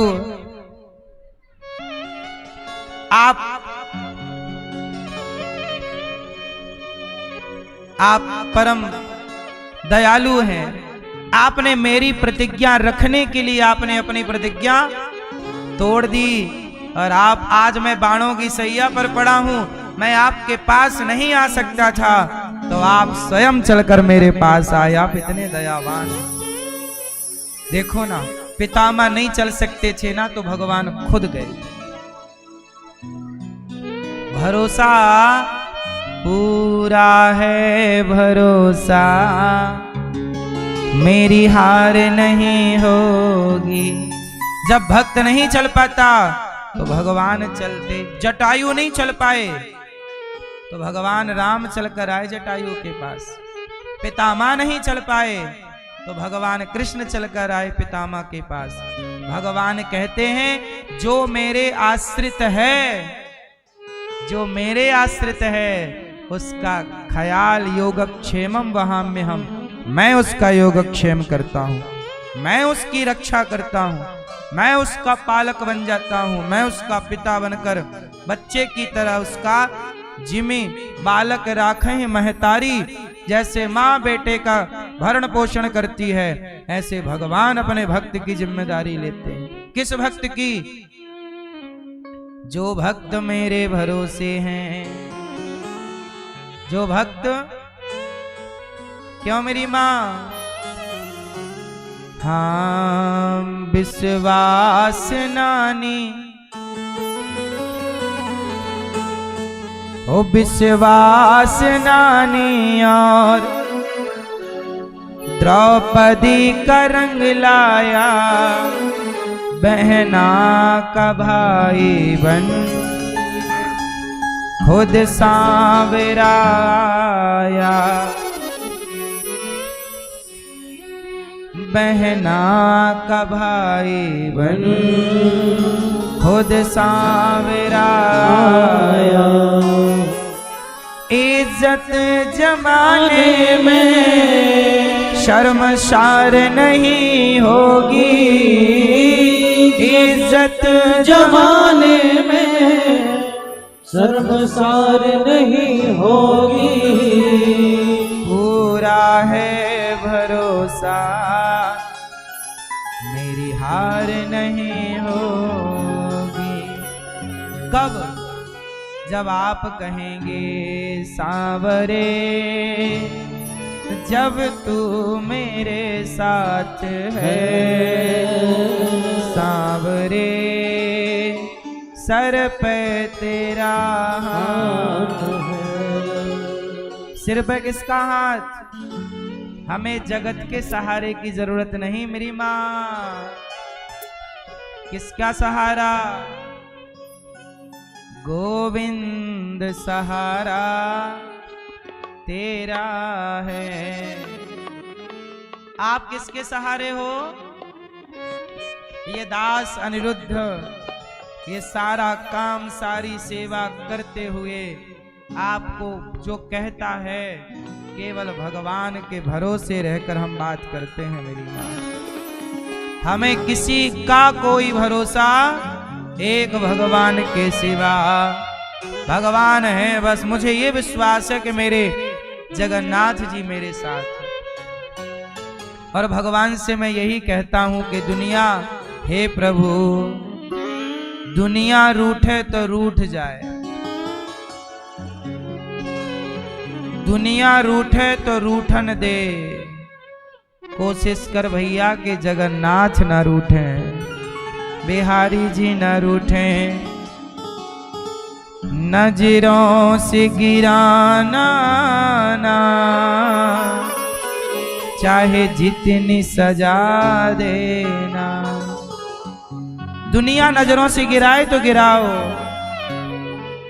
हमें आपकी नजर में अच्छा नहीं बनना। आपकी नजरों का क्या है? दुनिया तो अपने स्वार्थ के चश्मे से जगत को देखती है। हमें आपकी नजरों में अच्छा नहीं बनना, हमें तो बिहारी जी की नजरों में अच्छा बनना है। हमें आपका दिल नहीं जीतना है, हमें किसका दिल जीतना है? भगवान का। इसलिए आप भी किसी व्यक्ति को प्रसन्न करने में ना लगे रहो। जगत को क्या प्रसन्न करें, जगन्नाथ को प्रसन्न करो। नजरों से गिराना ना, चाहे जितनी सजा देना। नजरों से जो गिर जाए, मुश्किल है संभल पाए। नजरों से गिराना ना, चाहे जितनी सजा दे। जो सजा है राधा रानी देना, अपनी नजरों से ना गिराना। कहते हैं पहाड़ से गिरा हुआ व्यक्ति खड़ा हो सकता है, पर नजरों से गिरा हुआ व्यक्ति कभी खड़ा नहीं हो सकता। इसलिए किसकी नजरों से नहीं गिरना? बोलो मेरी माँ, भगवान की। इसलिए किसको रिझाएं? जगत को रिझाएं कि जगन्नाथ को? इसका दिल जीतें, जगत का कि जगन्नाथ का? आप लोग ना मेरी माँ, आजकल के लड़का लड़की एक दूसरे का दिल जीतने में लगे रहते हैं। ले तू आईफोन ले ले, तू मोबाइल रख, एक गिफ्ट दे रहा है लड़का उसको अपनी सेटिंग को, कि शायद इससे दिल जीत लूंगा इसका। लड़की का दिल जीत लेगा तो क्या मिलेगा? वो अपना चमड़ा तुझे दे देगी, और क्या पाएगा गधा? संसार का प्रेम, संसार के लोग तुझे अपना चमड़ा ही दे सकते हैं। तू चमड़े की भूख मिटाना चाहता है तो उलझा रह जगत में। तू रिझाता रह संसार को, जगत को रिझाएगा क्या पाएगा? पगले जगन्नाथ को रिझा ले, सब कुछ पा जाएगा।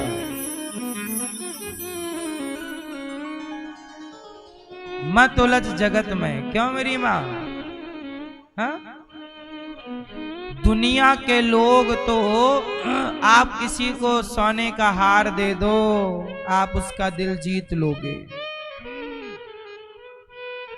लेकिन जगन्नाथ जी कहते हैं कि मुझे तू सोने का हार भी मत दे, मुझे आईफोन भी मत दे, पैसे भी मत दे, लड्डू भी मत दे, एक बार मेरी ओर देखकर बस इतना कह दे मेरी ओर देख कर के प्रभु मेरा आपके सिवा कोई नहीं है, प्रभु आप मेरे हैं, आप मेरे गोविंद सहारा तेरा है। द्रौपदी सबको बुलाती रही, कोई नहीं आया, आखिरी में कहा गोविंद सहारा तेरा। और जब कहा तो भगवान द्वारिकाधीश आ गए। इसलिए मेरी माँ ये दास अनिरुद्ध किसका दिल जीतना चाहता है? भगवान का। इसलिए अच्छा भगवान का दिल जीतना हो तो क्या करना पड़ेगा? भगवान कहते हैं कि तुम मुझे खुश करना चाहते हो तो मेरे भक्तों की सेवा करने लग जाओ। मुझे जीतना है, भगवान को जीतना है तो किसकी सेवा करो? भगवान के।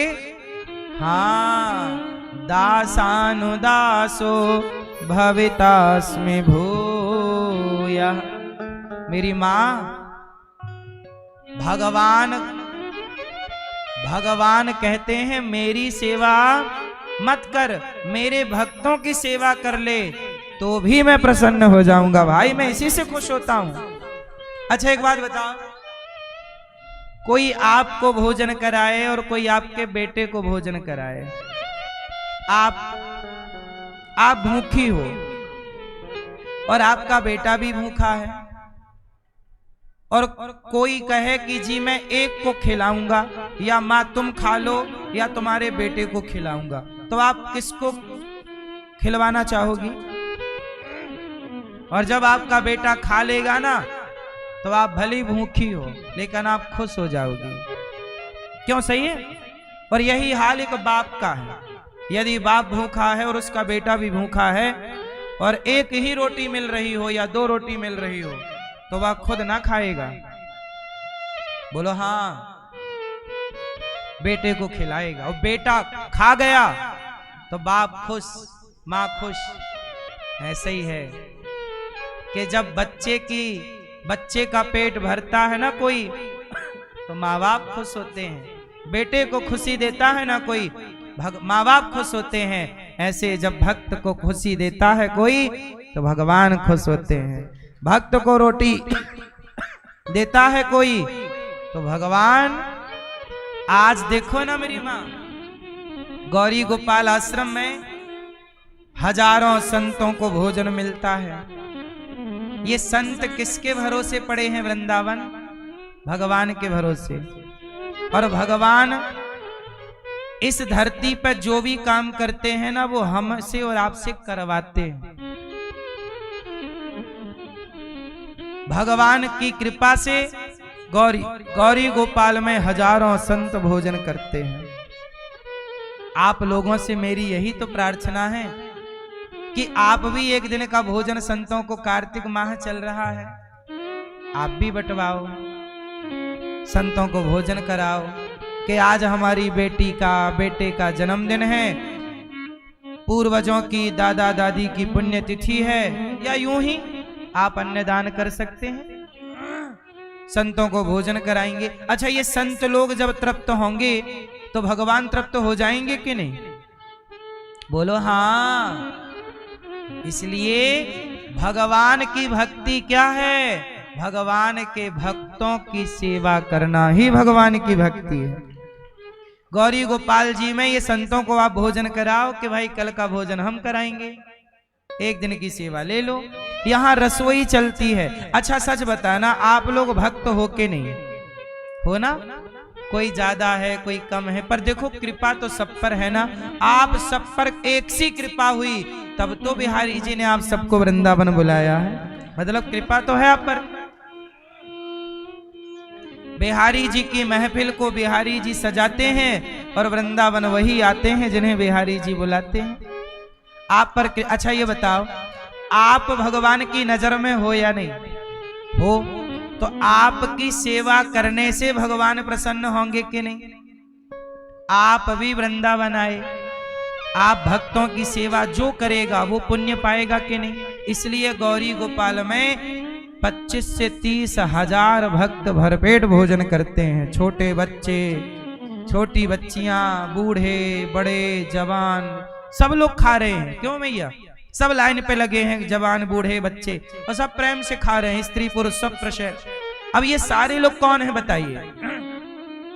ये वही लोग हैं, कोई वृंदावन की परिक्रमा लगा रहा है, कोई गिरिराज जी की परिक्रमा, कोई बिहारी जी का दर्शन कर रहा, और दर्शन कर करके आ रहे हैं, सब यहाँ कथा सुन रहे हैं, प्रसाद पा रहे हैं। तो बताओ, मैं इतना बड़ा पापी हूं कि मैं रोज बिहारी जी का दर्शन करने नहीं जाता, लेकिन आप रोज जाते हो दर्शन करने। आप जितने लोग यहाँ बैठे हो ना, बहुत लोगों ने दर्शन किया होगा बिहारी जी का, किसी ने आज किया होगा, किसी ने कल। तो मैं इतना बड़ा पापी हूं कि मैं रोज तो नहीं कर पाता, लेकिन रोज बिहारी जी का दर्शन करने वाले भक्तों का दर्शन मैं रोज करता हूं। और बिहारी जी का दर्शन करने जा रहे भक्तों की भोजन की सेवा रोज होती है। अब बताइए, मुझे बिहारी जी के दर्शन का फल मिलेगा कि नहीं? मैं क्या करूं, मेरी माँ व्यस्तता के कारण मैं जा नहीं पाता बिहारी जी के चरणों में, लेकिन मैं रोज आपका दर्शन करके यही समझ लेता हूं कि मैं थोड़ा पापी हूं, पर ज्यादा पापी भी नहीं हूं। भगवान नहीं मिलते तो क्या हुआ, भगवान के भक्त तो मिलते हैं रोज, और भक्त मिले हैं तो विश्वास है कि भगवान भी मिलेंगे, क्योंकि विभीषण को हनुमान जी मिले तो राम जी भी मिले। बताओ, विभीषण को पहले कौन मिला? भक्त की भगवान। जिसे भक्त मिलने लग जाएं, समझ लेना कि उसे भगवान भी मिलेंगे। भक्त भी उसे मिलते हैं जिसे भगवान के मिलने की संभावना है। इसलिए भक्त भी भगवान को बहुत प्यारे होते हैं। कौन? भगवान कहते हैं मेरा भक्त बहुत प्यारा है। विभीषण को लात मार दिया रावण ने, भगवान बोले रावण तुमने गलत थी, तुमने मेरी पत्नी चुराई, मैंने कुछ बोला? नहीं बोला ना। तुमने मेरे भक्त को लात मारा, अब मैं तुम्हारा सर्वनाश कर दूंगा। पूरा नाश कर दिया, रोने वाला कोई नहीं बचा। सीता को चुराया रावण ने, इसलिए राम ने रावण को नहीं मारा। भक्त का अपमान किया, भक्त का अपराध किया, इसलिए सर्वनाश किया। इसलिए मेरी माँ, आप भक्तों की सेवा भगवान ने दी है, आपकी सेवा आपसे मांग मांग के करता हूं।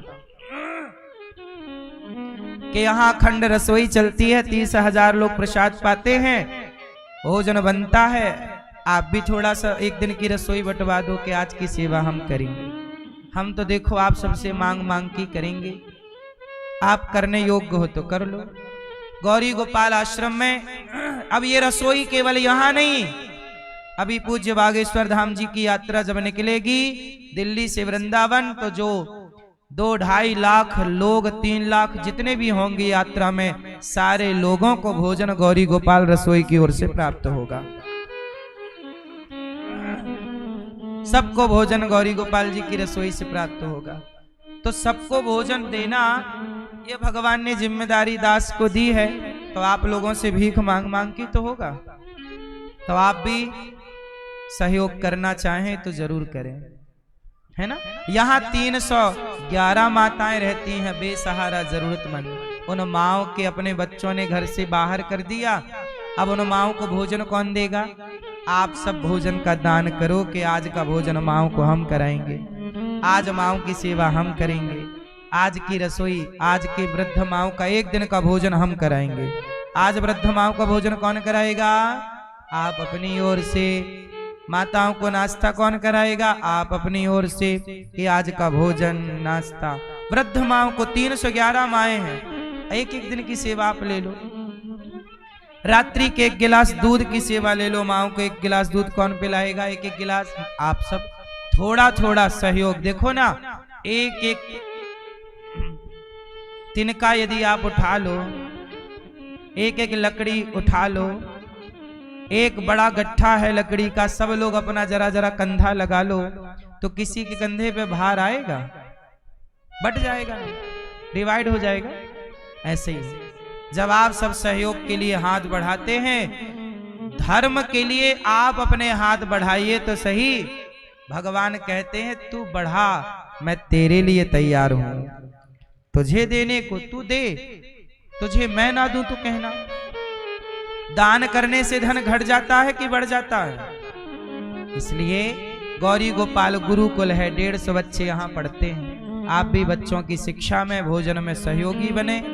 गौदान कर सकते हैं, गाय को चारा भूसा का सहयोग कर सकते हैं। कुछ भक्तों ने नाम दिए हैं, आओ दानवीर महापुरुषों के नाम सुने जिन्होंने धन को धर्म से जोड़ा है। आपको भी ईश्वर ने इस योग्य बनाया हो तो अपने धन को धर्म से अवश्य जोड़िएगा।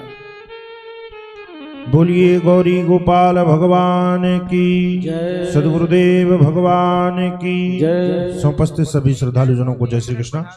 चैनल के माध्यम से घर बैठकर कथा का रसपान कर रहे आप सभी श्रद्धालुजनों को जय श्री कृष्णा।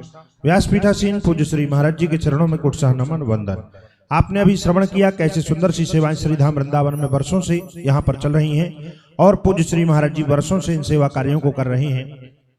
और गौरी गोपाल रसोई के माध्यम से जहां हजारों लोगों को भोजन कराने का पुण्य कार्य किया जाता है।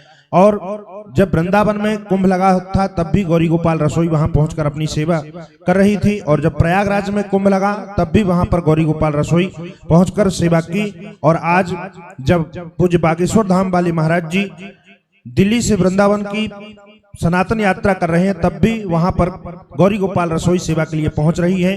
पूज्य श्री महाराज जी का संकल्प यही है कि यदि सनातन के लिए जब हम इकट्ठे होंगे तो भोजन की किसी को चिंता करने की आवश्यकता नहीं है। भगवान की कृपा से गौरी गोपाल रसोई ये सेवा के लिए आगे आती है। ऐसी सुंदर सी सेवा से आप भी अपने आप को जोड़ सकते हैं। जहां लाखों हजारों सनातनी इकट्ठे होते हैं वहां गौरी गोपाल रसोई आगे आकर के भोजन का कार्य संभालती हैं। आप सभी के सहयोग से ये सेवाएं चल रही हैं। और आइए उन महानुभावों के नाम श्रवण करते हैं जिन्होंने अपना सहयोग पहुंचाया है। श्री भागचंद साहू जी अहमदाबाद से आप 11,000 रुपए का सहयोग समर्पित कर रही हैं, बहुत बहुत धन्यवाद, बहुत बहुत साधुवाद।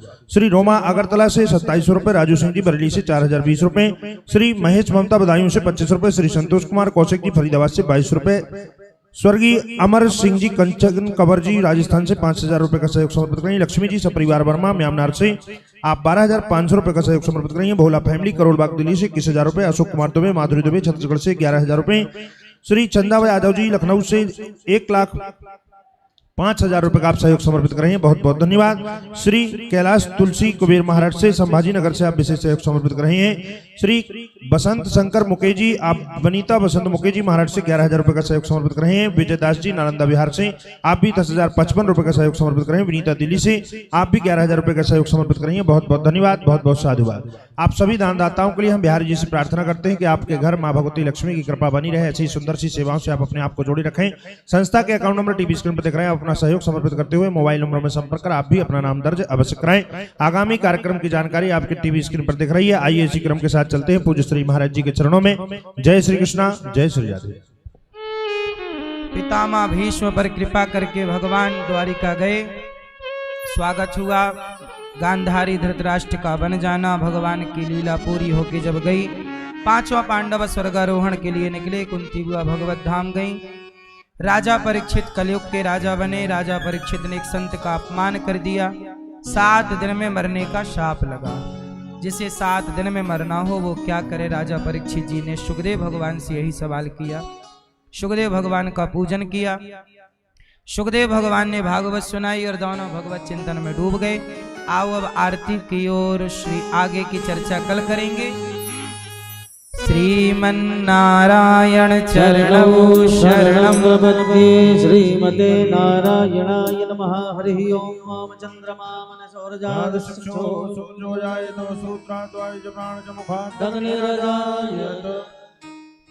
मन में बसा कर तेरी मूर्ति उतारूं मैं गिरधर तेरी आरती।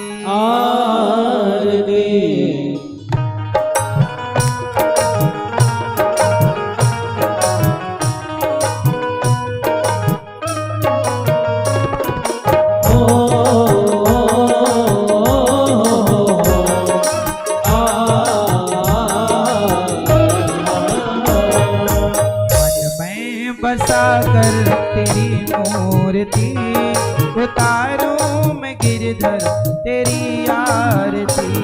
मन में बसा कर तेरी मूर्ति उतारूं मैं गिरधर तेरी आरती। मन में बसा कर तेरी मूर्ति उतारूं मैं गिरधर तेरी आरती। मन में बसा कर तेरी मूर्ति उतारूं मैं गिरधर तेरी आरती।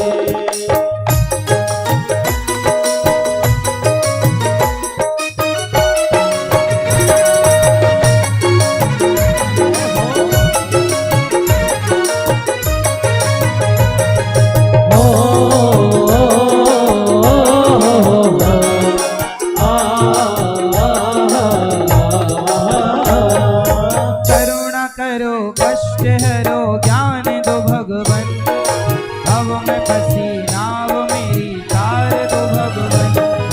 करुणा करो कष्ट हरो ज्ञान दो भगवन, भाव में फंसी नाव मेरी तार दो भगवन। दर्द की दवा तुम्हारे पास है, दर्द की दवा तुम्हारे पास है। जिंदगी दया की न भीख मांगती। मैं बसा कर तेरी मूर्ति उतारूं मैं गिरधर तेरी आरती।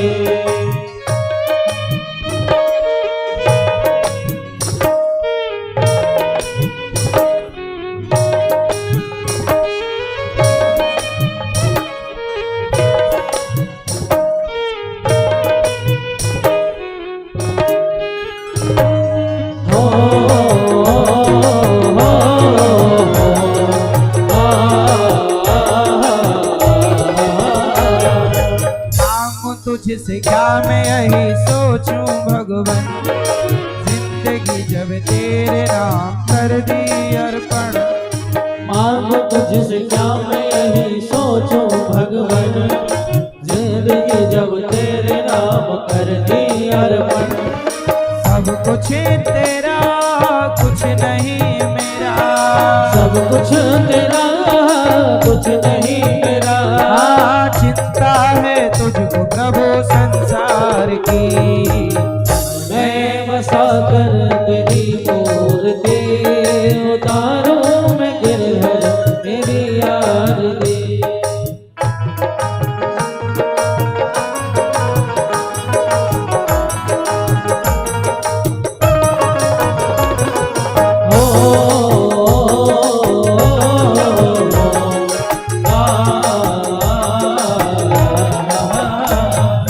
जिसने तेरा नाम लिया उसके जागे भाग, सोते हुए जीवन से अब तो प्राण जा। जिसने तेरा नाम लिया उसके जागे भाग, सोते हुए जीवन से अब तो प्राण जा। कम है जिंदगी कर लो बंदगी, कम है जिंदगी कर लो बंदगी। प्रभु कहाँ थे हो तो मौत भी न मारती। मन में बसा कर तेरी मूर्ति उतारूं मैं गिरधर तेरी आरती। वेद तेरी महिमा गाएं, संत करें ध्यान, नारद गुण गान करें छेड़ बीण तान। वेद तेरी महिमा गाएं संत करें ध्यान, नारद गुण गान करें छेड़ बीण तान। भक्त तेरे द्वार करते हैं पुकार, भक्त तेरे द्वार करते हैं पुकार। दास अनिरुद्ध तेरी गाए आरती। मैं बसा कर तेरी मूर्ति उतारूं मैं गिरधर तेरी आरती। मैं बसा कर तेरी मूर्ति उतारूं मैं गिरधर तेरी आरती। कर्पूरगारं धूमवतारं गंगाधरं वन्दे गुहारं सदा।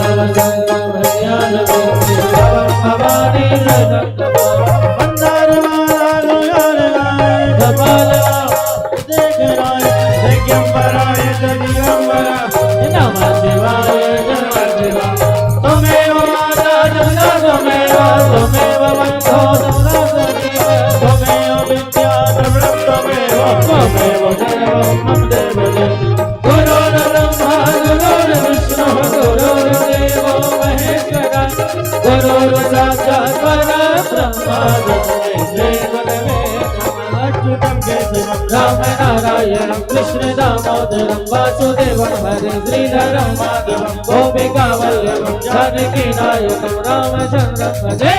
हरे राम राम राम हरे हरे कृष्ण कृष्ण कृष्ण हरे हरे हरे राम राम हरे हरे कृष्ण कृष्ण कृष्ण हरे हरे राम राम हरे हरे हरे कृष्ण कृष्ण कृष्ण हरे हरे हरे राम हरे हरे कृष्ण कृष्ण कृष्ण हरे हरे राम राम राम हरे हरे हरे कृष्ण कृष्ण हरे हरे कनकट बंसी वाले गोकुल के राजा मेरी अखियाँ जलती रही अब तो आजा। खट खट बंसी वाले गोकुल के राजा मेरी अखियाँ जलती रही अब तो आजा। अजब लाल बरस रहे अज गोपाल बरस रहे तरस रहे नैना बरस रहे नैना बरस रहे नैना बरस रहे नैना बरस रहे नैना बरस रहे नैना बरस रहे नैना बरस रहे नैना अज गोपाल बरस रहे नैना कृष्ण राधे कृष्ण